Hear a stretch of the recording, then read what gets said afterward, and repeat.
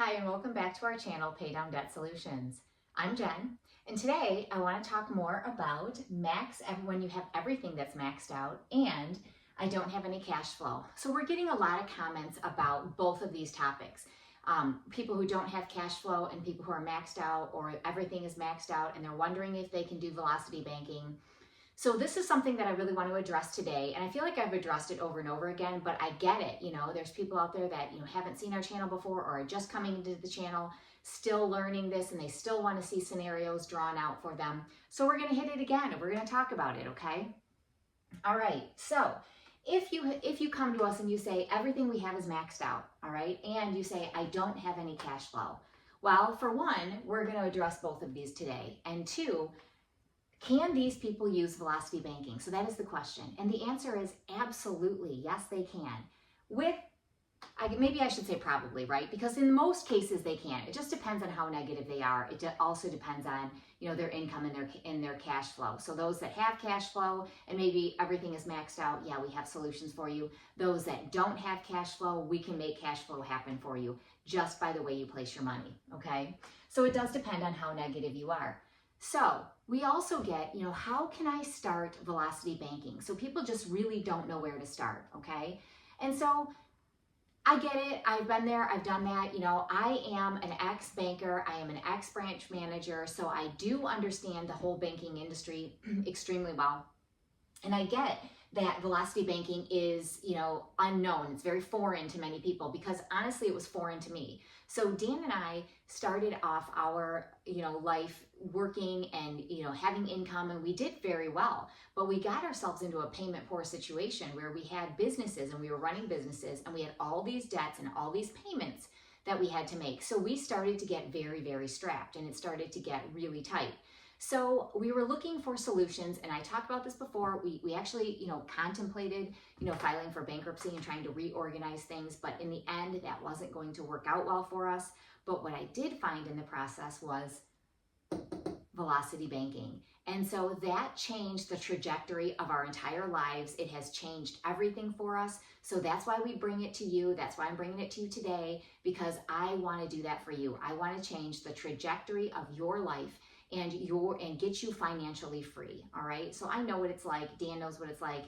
So many of you are out there feeling this. So we're going to solve that for you, and we're going to teach you. So keep learning, keep watching, keep coming back, and you're going to find the solutions that you need. All right. So how can I start velocity banking? Well, you can start using the pay down strategy. That can be the first thing you do because that is a very simple 3-step strategy that we have laid out for you. And I have mentioned this before, we have a platform coming to help you guys with this. So if we can find a tool to make it that much simpler for you, then who wouldn't want that, right? We have people asking us all the time if it's ready. It's not quite ready. Hopefully in the next month or so, we'll bring it out. And I'm so excited for you guys because it is an incredible tool. It is phenomenal. But in the meantime, we can start with the pay down strategy using our 3-step system, and our platform uses the 3-step system. So that is all the same. Nothing changes here. So it's simple, it's effective, and it runs itself. When you set it up, when you start doing this, there is no thought that goes into it anymore. So the first thing, it seems very overwhelming when you're looking at velocity banking. And when you don't understand velocity banking and you're just coming in and you're looking at all these numbers that I have on the board over here, right? I mean, it looks intimidating. But the answer to that is it's not. It's really not. It looks intimidating, and when you're first learning it, it takes about a minute to figure it out. But once you do, you're never going to look back, you guys. You're going to continue on with the strategy. All right, so how do I start? You are going to start with the first of our 3 steps. It's just step 1, which is organizing all of your debts. You want to organize every debt that you have, even the small itty bitty piddly ones, because a lot of times when you organize like this, you can clean up some of that stuff and you can actually find cash flow in your organization process. And so that's happened more times than I can tell you. I think it actually happened the last strategy that I talked to you about, where the couple, they actually cut, I think, $200 worth of garbage that they just didn't need. So they created cash flow for themselves. And so you guys will find that when you organize your bills and you look at all the debts you have coming, and you look at like the charges to your card, and you see these subscriptions that you're like, why do I have these? I don't need them. You can cut a lot of that out just by organizing your bills. We put blinders on, we don't want to see things, and so that's what happens, and then we have all these charges coming into our accounts that we don't even, really, we don't need. We just don't need them. And so when you do that, you're going to clean up a lot, and I know that you will, because Dan and I did that, quite a few times actually. So the first step, organize. You're going to organize all your bills. You're going to know all the debits that are coming out. You're going to know everything going in. Most people know everything going in, they just don't know what's coming out. So the first step is always to organize. The second step that we do is we're going to identify. So what does that mean, Jen? What does it mean to identify? What are we identifying here? Well, you're identifying two things. You're identifying what debt destroying tool you're going to use, right? We call our RLOCs, or the revolving lines of credit, debt destroyers, because that is the tool that you use to destroy your debt, to work down your debt, okay? So we're going to identify which RLOC we're going to use. RLOC, revolving line of credit, always a line, never a loan. And then we're going to identify which strategy we are going to use. So in my example behind me, they actually use, there's a couple different strategies that she can use, okay? And so we're going to talk about that. So there's, you're going to identify the strategy that you want to use, and then you hit stage 3 or step 3, right? Which is to implement that. So you're going to implement then the strategy that you have identified that you are going to use, using that debt destroyer, okay? So using that debt destroyer, you're then going to implement that strategy.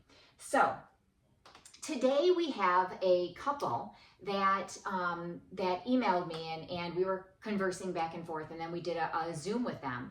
And they actually wanted to organize this for both themselves and their daughter, okay? At the forefront, though, they're more concerned about their daughter and their daughter's finances. Now, the daughter had just, graduated college not too long ago. She got a job. She's making around $31,000 a year, but she's negative, okay? Her cash flow is negative, and she has some debt. Now, the parents, on the other hand, also have debt. They do have cash flow, but everything's maxed. So we actually have both of them going on here, which was why I wanted to use this strategy today. And I just had another person that I responded to on the YouTube channel who had a comment and said, well, when are you guys going to address when everything is maxed out? Well, we're addressing that today. This is going to be one of them. I address them often, but I'm going to address it again today for you. All right. So in looking at their stuff, so we've got the daughter who has the negative cash flow, and we've got the parents who have everything maxed out, but they do have cash flow. So we're going to show you what they did, okay, and what we did for them, and how we discussed this. Now, mom and dad helped daughter pay for school, so that was part of the reason they had as much debt as they did. And their daughter, lucky for her, she didn't have to take out student loans because she had parents that were helping fund her college. But, she also did, but there were things she paid for. She did pay for some of her own. She worked her way through college too. So she did the right thing. But now she's saddled with some debt, and she has to figure out what she's going to do with it, or how she's going to then attack that debt. So let's take a look at our strategies here. All right. So in our scenarios, we're going to first look at, there's no cash flow, and actually the cash flow is negative. So if we look at this, okay, so we've got our income here is $2,600, and this again is the daughter, $2,600, and the total expenses at this point are $2,617. So she's negative by $17 every month. All right. So she rents, and her rent is $980, and she has a car payment, and that car payment is $235. Okay. She also has utilities, and most of the time I haven't been writing these out for you, but I kind of wanted you guys to see, we've got utilities, she's got gas, and she's got groceries, okay? So this accounts for $960 of her bills, right? And then she has Capital One and Bank of America. So her Capital One card is sitting at $9,250, and she has $262 that is her payment, okay? And it's at a 22%. Now, if she runs this card at the $262, it's going to take her 5 years to pay this off, and she's going to then have spent $5,774 in interest, which is pretty hefty when you think about, that the starting balance is $92.50, okay? And then she's got Bank of America here at $63.75, okay? And that payment is $180 a month at 27% interest rate, okay? So it's a little bit of a high interest rate here. And it would take her 6 years to pay this off, and she's paying over $6,519. Now, people will ask sometimes, and they'll say, well, how could this be more in interest if she's starting off with less than the other card here, okay? Well, the reason is the interest rate, right? So it's the interest rate that's eating up, some of this money, and it's causing her to spend more, to pay the $6,000 off versus the $9,000, all right? And again, the interest rates do matter, but when you run your finances right, they don't matter as much as you would think, okay? So now we've got $12,293 is the interest that she'll be paying for both of these after 5 or 6 years if she continues to run her banking the way she is. But we know she can't, right? Because she's negative. So something's got to give. She's got to do something. She can't continue on the way she is because it isn't going to work for her, okay? All right, so now we've got a total here of the Capital One Bank of America is $15,625. That's the total of those debts. All right, so because we have a couple different strategies, and we're going to work with strategy 1 here. So strategy 1 focuses on using that Capital One card as her debt destroyer, okay? So if she uses the Capital One card as her debt destroyer then and runs everything chargeable through that Capital One card, what's it going to do for her and how is this going to work, okay? So again, available income is the income that's available after all of the things you have to hold out of your income. Now you have to hold out the expenses that you can't pay through a credit card. So those all have to be held out and paid out of her checking account, right? Because typically what we say is we park our paycheck into that debt destroyer and we use that to pay down our debts, and that is what makes velocity banking work. But when you're working with credit cards, there are non-chargeables, okay, that you can't run through that account. And that is going to be her rent, her car, and it would be both of these cards, okay, because both of those are you can't pay a credit card with a credit card, and you can't pay your rent most of the time with a credit card, and you can't pay your car payment most of the time with a credit card. So there are certain things that we have to then hold out, okay? So we are holding out we are holding out then the non-chargeables, and then the chargeable expenses are going to be run through the Capital One card, okay? And so her available income is going to be $1,205 after we take out all of those things that she can't charge, okay? So we've got $92.50 is what we're starting with, our starting balance, and $1,205 is the income that's available for us to use, okay? So that's got to be minus this, right? And it has to be minus this because the Bank of America cannot be paid through that credit card. So she's got to hold it out of her income as well and pay that through the checking account. So we get $1,205 is her available income to use. So we've got our $92.50 minus the $1,205 drops our balance immediately when we make that payment to $8,045, okay? So we've dropped it, quickly. So now we have to figure out what our interest is going to be, okay? So we need to know what the interest is. So what we have to do then is we have to take the $92.50, we have to add the $8,045 together and divide by 2 to get our average. Now, we know that simple interest, which is what all lines of credit are calculated on, is how we're going to be working with this. And that's why these work versus your amortized loans. Because the simple interest is calculated on an average daily balance. So that is what I'm doing right here for you. We're taking and averaging, okay, this month. So we add these together, we divide them by 2, and then we have to multiply them by that interest rate. Well, we know it's 22%, okay? So we have to multiply it by the interest rate, which is going to be 0.22, and then we take that and we divide that number by 12, because when we divide or multiply by the 0.22, that's going to give us 12 months. We don't want 12 months. We only want 1 month because we're going to continuously drop the balance. So if we take the first month and we take the first month payment, it's going to be $150 in interest, okay? And that is going to continue, that interest is going to continue to drop as we work our strategy. All right, so, and then she runs this down and this continues on, and I had to stop here because I wanted to fit everything on for you. So she runs this down, okay? And so we'll get into how long that takes, but strategy 1, basically it's going to take us 55 months. It takes 4.5 years, and she pays a total in interest then of $11,855, okay? That will be her total in interest. Now, she didn't save a whole lot here. She saved $400 and some, just shy of $500, But remember, she had to do something anyway because she was negative. She wasn't going to survive going the way she was going. So this strategy will work for her. It'll take a little bit longer. She'll save a little bit because we generated cash flow, right? So we made cash flow appear for her. So $11,855 is what she would pay for those debts, okay? Now, we have a second strategy that we were going to look at too, and it's part of the maxed card strategy. So this is another thing that she could do. All right, so strategy 2.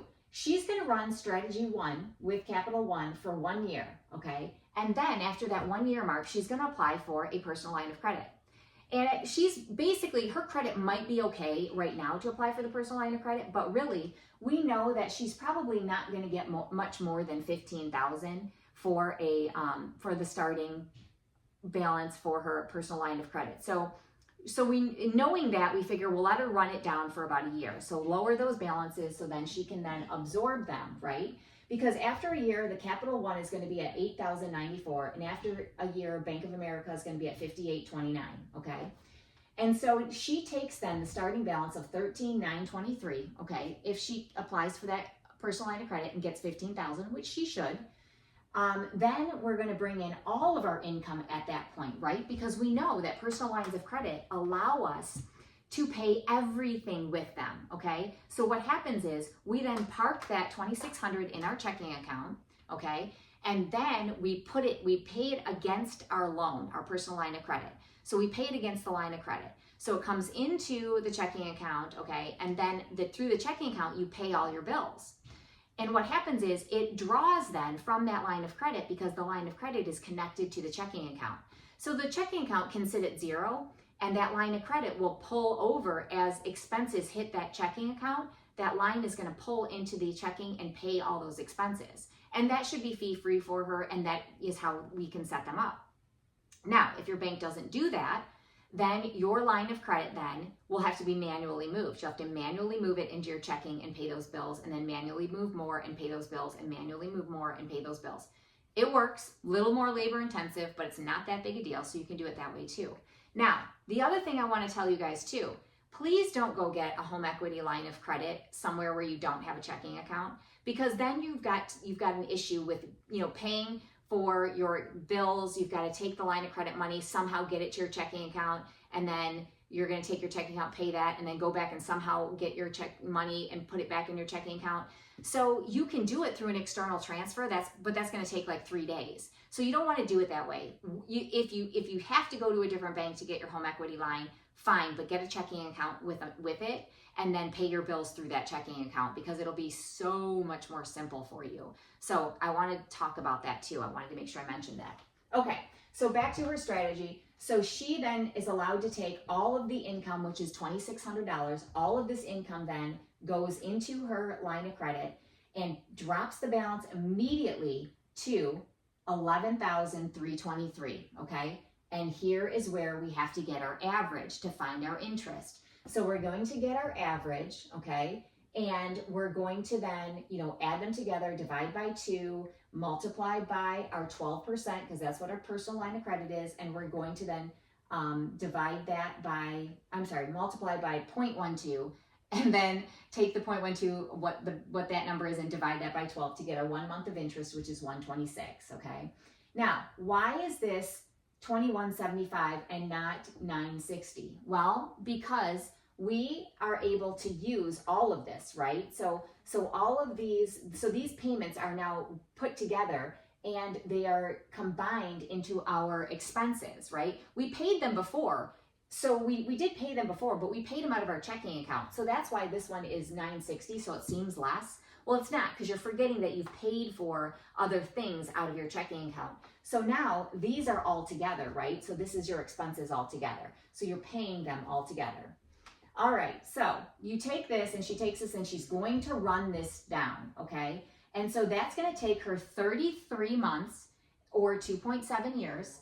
And she is then going to spend a total of $58.40, okay, in 2.7 years to take care of this debt, $58.40. That's pretty good. Like, that is phenomenal. That's an excellent, excellent strategy. So, but don't forget, remember, because she's, after a year running it this way, she's paid $23.96 in interest for using the line of credit, this card, okay? But remember, we had paid 2 years of interest with the other two, on the other two cards. So you have to make sure you add those in. So that's how I'm getting the 5840. The 2 years of interest that we still paid as we were running scenario 1, right? Strategy 1. And so we get 5840 then when we combine it all together. All right. So we do have a third option, okay? And that's the beauty, again, of Velocity Banking. The beauty is we have options for you. So right now, after looking at this, I'm thinking all day long, I'm going to do strategy 2, right? Well, there is one other. And that strategy involves a split strategy using a 0% card. Now, she's going to run she's still going to get that personal line of credit, and she's going to run it through the personal line of credit. But she's also then going to take one of those cards and put them on a 0% card after about a year, okay? So here, she's taken the Bank of America card, all right? And so that Bank of America card is, she's going to run that through her personal line of credit, and she's going to put the majority of the income on this Bank of America card, okay?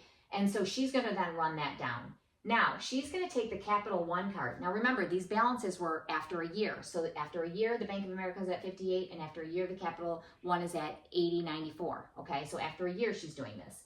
So the Capital One card is at 80.94. We're going to roll that into a 0% card, right? And that you are then going to split out and take $300 and pay $300 on that each month. Well, that's going to take you about 24 or 26 months, all right? Now, you can get 0% cards for 18 months. You can get them for 12 months. It just depends on what card she gets, so she'll have to roll it probably twice. But there's no interest. There's no interest involved. Now, there is a convenience check fee, which we'd have to add on, you know, a convenience check fee, which I haven't done for you. But there is a convenience check fee, and if you take like a 3% fee and you multiply it by this balance, you're going to get your fee, which will be somewhere around like $200, I think. So we do have to add that in the end. So anyway, if she does this strategy, she then is going to be done in 38 months, so 3.1 years, okay? And she's going to spend $4,597, okay? So maybe she'd actually end up spending $4,700 with the cash, the convenience check fee. But still, viable option, great option for her, so she could do that as well, right? And she saves a little bit more over strategy 2.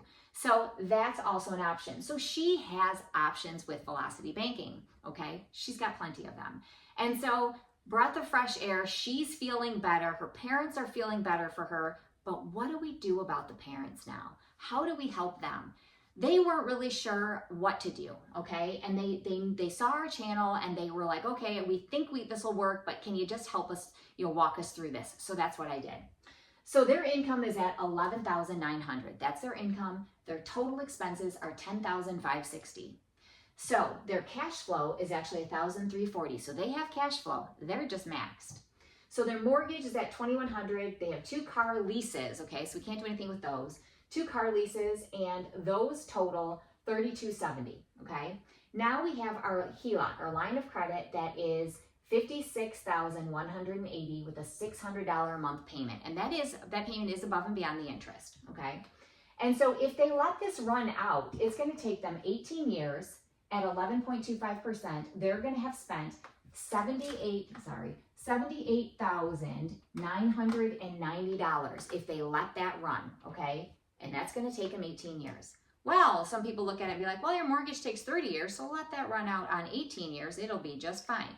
Well, it's not going to be just fine because we want to save ourselves, right? And then when they get done with this, they're going to attack that mortgage, and we're going to talk about that too later. So then they have a personal loan at $24,600, and that's at a $425 payment. If they let this run out for 6 years at the 7.5%, it's going to be $6,024. All right. Then we have a Chase card, okay? So they have a Chase card. You guys like to hear the cards, so I'll start putting the cards in. I was doing credit card 1, credit card 2, but you guys like it, so we'll do it. So we've got Chase at $5,600, $149 is their payment. 5 years it'll take them. It's at 20%, and they're at and they would have paid $3,261. Then they've got the Bank of America card at $38.20, so $3,820. The payment's $100. 5 years to pay that off at 19.5%. The payback amount is $2,183. All right. So if we look at their stuff, right, they're maxed at 56,180. So what do? Well, they're going to run it just like their daughter's going to run it, with everything going through that HELOC. So we've got 56,180 we're starting with. We're taking all of our income and we're slapping it right down onto that balance. So that drops their balance immediately to $44,280. Then their charges come in at $99.60. Wait a minute, how'd I get $99.60, guys? How'd I get that? Because I said our expenses are $10,560. Well, guess what?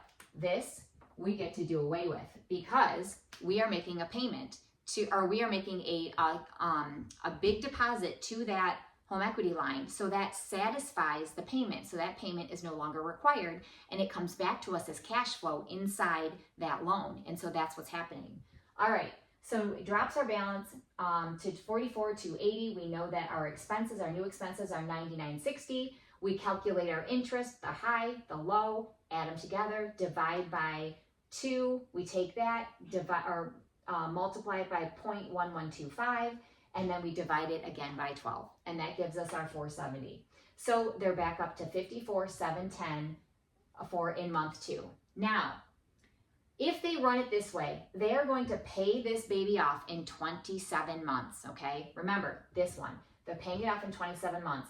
The interest they will have paid is $7,469. Check that out. Versus the $78,990. This is why velocity banking is so powerful, you guys, so powerful. So that means that they're saving, in a sense, saving $71,521. And they're saving a boatload of time too, aren't they? So now, if they want to, in month 5, get a load of this. In month 5, they can then start pulling in these debts. They can pull in Chase if they want. They can pull in Bank of America if they want. All right, and the reason they're going to do that is because these interest rates are higher than the interest rate of that home equity line. Now, they have to look at these and see if, the personal line loan, to see if it makes sense at that point. So we'll see. It probably does. And we haven't finished running out the strategy there. We got to this point and they were like, we got it, we're good. So I'm super happy for them. You know, you guys, this is just an incredible strategy. And I just want financial freedom for all of you. Really excited to bring out our platform so you guys will see it. Can't wait for that. I hope you guys have learned something today. Please leave more questions and comments. We love them. You guys are all so great and also kind, and we really appreciate it. And I want you to keep learning, and I want you to be financially free so you can thrive in 2025. Have a great day.